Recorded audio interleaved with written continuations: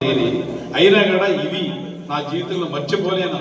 ఏంటంటే అందరూ ఆత్మీయులు, మా సార్ల వాళ్ళ అభిమానంతో వాళ్ళ ఆత్మీయులు ప్రకృతి వ్యవసాయం ద్వారా రావడం జరిగింది.